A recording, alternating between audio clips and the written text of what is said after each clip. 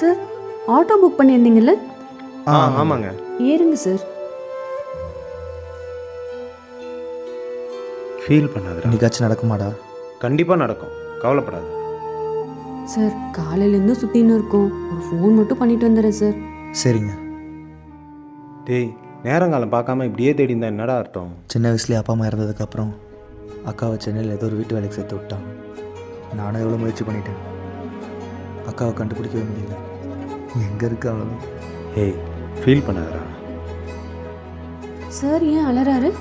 சின்ன வயசுலேயே அக்கா தொலைஞ்சிட்டாங்க, அவங்கள தேடி தான் வந்தோம்.